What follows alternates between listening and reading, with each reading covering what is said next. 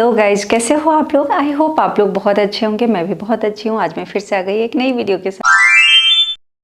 इस वीडियो में मैं बात करने वाली हूँ कि आपको ब्लू कार्ड मिला हुआ है या फिर वीज़ा मिला हुआ है और आप इंडिया से जर्मनी आ चुके हैं, लैंड कर चुके हैं, थोड़ा टाइम सेटल होने का भी लगाया आपने, सब कुछ हो चुका है।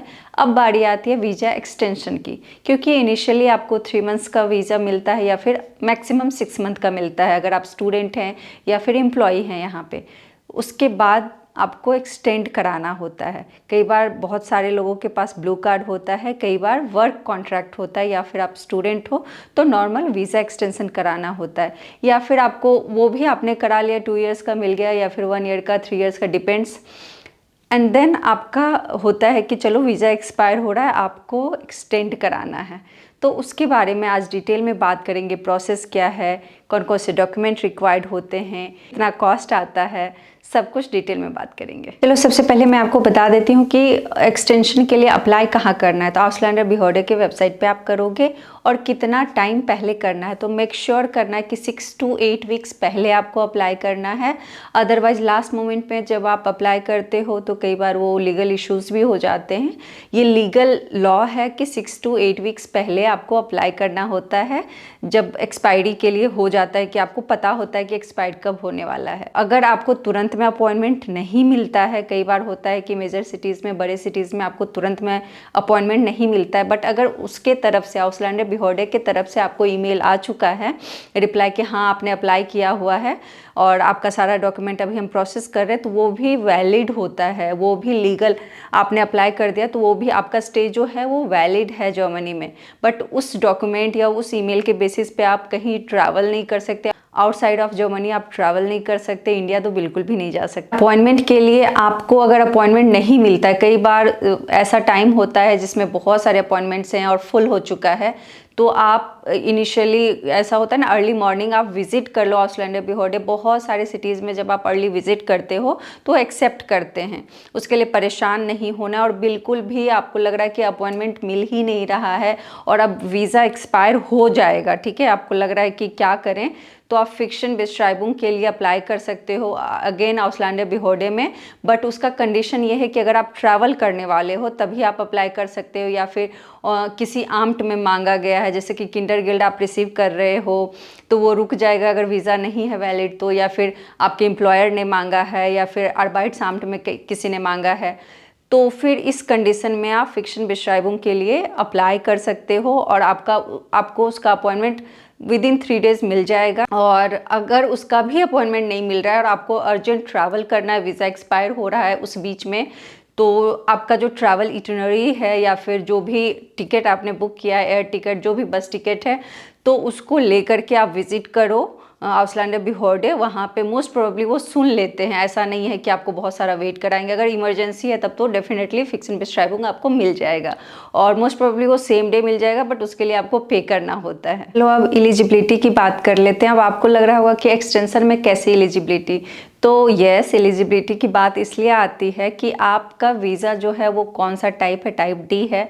ठीक है। आप स्टूडेंट हो, आप कंटिन्यू स्टडी कर भी रहे हो या फिर यहाँ आने के बाद आपने छोड़ दिया, या फिर आप वर्किंग हो और यहाँ पे जो जॉब है, जिस जॉब के बेसिस पे आप आए थे वो कंटिन्यू आप कर रहे हो या नहीं कर रहे हो, या फिर फैमिली रीयूनियन है, मान लो कि आपकी वाइफ ने आपको ज्वाइन किया है या फिर आपके बच्चे ने ज्वाइन किया है या हस्बैंड ने ज्वाइन किया है, तो क्या वो कंटिन्यू है मैरिज या फिर बीच में कुछ हो गया है, तो वो सब वेरीफाई करना होता है। सब कुछ सेम है जैसे पहले था, सब कुछ सेम, आप स्टडी कर रहे हो या फिर जॉब सेम है या फिर दूसरा भी जॉब है बट आप वर्किंग हो, या फिर आपकी वाइफ और हस्बैंड के बीच में सब कुछ सही है, देन कंटिन्यू आप एलिजिबल हो जाते हो एक्सटेंशन के लिए। चलो फटाफट बात कर लेते हैं डॉक्यूमेंट का। डॉक्यूमेंट आपको भी पता है, पासपोर्ट, ऑफ कोर्स पासपोर्ट चाहिए होता है। उसके बाद वीज़ा उसी के साथ अगर है, पहला तो वीज़ा उसी में होता है, पासपोर्ट में ही होता है, या फिर कार्ड भी है उसको लेकर के जाना है।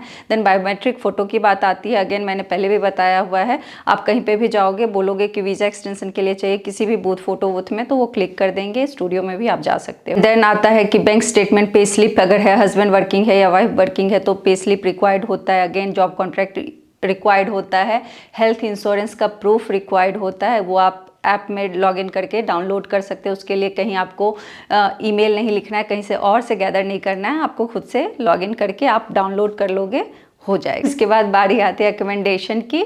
यस, अनमेल्डुंग आपका है या फिर आपने घर इस बीच में परचेज कर लिया है, कर भी सकते हो आप, तो उसका कॉन्ट्रैक्ट लेकर के जाना है। अगर घर परचेज किया है तो पूरा का पूरा कॉन्ट्रैक्ट जो है वो लेकर के जाओगे। और अनमेल्डुंग, ऐसे तो अनमेल्डुंग ही इनफ होता है, और अनमेल्डुंग तब भी कराना होता है अगर घर आपका अपना है तो ये सारे डॉक्यूमेंट्स आपको लेकर के जाने हैं। और अगर आप स्टूडेंट हैं एंड देन वीज़ा एक्सटेंशन के लिए जाते हैं तो आप यूनिवर्सिटी कंटिन्यू कर रहे हो या नहीं कर रहे हो उसका प्रूफ चाहिए होता है, जो कि आपको यूनिवर्सिटी से मिलेगा। इनरोलमेंट सर्टिफिकेट चाहिए होता है जो यूनिवर्सिटी से आपको मिल जाएगा। अगर वर्किंग है तो अगेन वर्क कॉन्ट्रैक्ट चाहिए होता है और एम्प्लॉयर सर्टिफिकेट चाहिए होता है। और फैमिली रियूनियन पे हो, अभी मैंने बताया था हस्बैंड या वाइफ हो तो मैरिज सर्टिफिकेट चाहिए होता है। और अगर आप रिसर्च कर रहे हैं, पीएचडी के लिए आए हैं या फिर किसी और रिसर्च के लिए आए हैं तो उसका भी प्रूफ चाहिए होता है। चलो ये तो मैंने बता दिया डॉक्यूमेंट कौन कौन से रिक्वायर्ड होते हैं। अब फटाफट बात कर लेते हैं अपॉइंटमेंट कैसे बुक करना है। तो अगेन आउसलैंडर बीओडी पे जाकर के बुक करना है। बुक नहीं हो रहा है तो अर्ली मॉर्निंग आप विजिट कर सकते हो। अब विजिट जब आप कर रहे हो तो मेक श्योर करना है आपको कि आपके पास पासपोर्ट हो, रेसिडेंस परमिट हो। ऐसे नहीं कि बस ऐसे ही चले गए, तो ऐसे फिर आपको कोई एंट्री भी नहीं करने देगा। और मेक श्योर करना है कि अपॉइंटमेंट एटलीस्ट 4 वीक्स पहले अपॉइंटमेंट के लिए ट्राई करना है। और उधर से अपॉइंटमेंट आपको नहीं मिल रहा है तब जाके विजिट करना है, अदरवाइज आपको वहाँ पे जो गार्ड्स होते हैं, सिक्योरिटी गार्ड, आपको एंटर नहीं करने देंगे। और जब आप वीज़ा एक्सटेंशन के लिए जाते हो तो आपको मेक श्योर करना है कि आपके पास पैसे हों थोड़े से, क्योंकि अप टू 100 यूरो वहाँ पे करना होता है। रेसिडेंट्स कार्ड मिलता है या फिर फिक्शन बेस्ड ट्राइबून के लिए आप अप्लाई करते हो, आपको पे करना होता है। पहले भी मैंने बताया था, पीआर के लिए भी जाते हो तब भी पे करना होता है। अब बात करते हैं जब आप अपॉइंटमेंट में जाते हो वहाँ क्या होता है। तो देखो, पहले तो आपको मेक श्योर करना जो भी डॉक्यूमेंट्स आपने अप्लाई करते टाइम अपलोड किया है उसका एक एक कॉपी हो और ओरिजिनल भी हो आपके पास। और किसी किसी केसेस में मैरिज सर्टिफिकेट या बर्थ सर्टिफिकेट मांग देते हैं और वो ट्रांसलेटेड, वो एज्यूम करते हैं कि ट्रांसलेटेड आपके पास हो, बट सारे केसेस में ऐसा नहीं होता है। और आपको थोड़ा सा ध्यान रखना है जब आप जा रहे हो तो कई बार केस वर्कर जो हैं, आपके जो ऑफिसर वहाँ पे हैं, वो इंग्लिश नहीं बोलते हैं। तो आप ट्राई करो किसी ट्रांसलेटर को साथ में लेकर के जाओ, या फिर खुद से आप मैनेज कर सकते हो। बेसिक जर्मन आती है तो well and good, but otherwise बिना ट्रांसलेटर के मैं रिकमेंड करूँगी मत जाओ।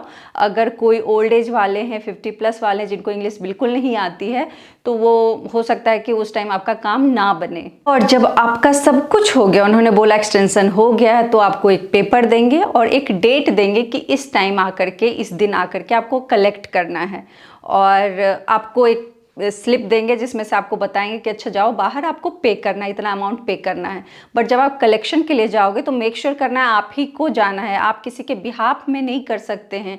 अगर किसी ने आपको दिया हुआ है power of attorney written, then आप कर सकते हो, बट अदरवाइज आप नहीं कर सकते। कई बार क्या होता है, वीज़ा एक्सपायर होने वाला रहता है, हमने अप्लाई कर दिया, हर चीज़ हो गया और हम फ्लाई कर जाते हैं इंडिया या फिर जहाँ हमें जाना है। बाद में हम फ्रेंड को बोलते हैं तुम है ना वहाँ से पिक कर लो, बट ऐसा नहीं हो सकता है जब तक कि आप पावर ऑफ अटॉर्नी नहीं देते हो। मैंने बताया सब कुछ हो गया, आपने पे कर दिया, पिकअप का आपको टाइम डेट मिल गया, बट ये वेटिंग टाइम होता है 4 वीक्स, तो मिनिमम आपको वेट करना ही करना होता है।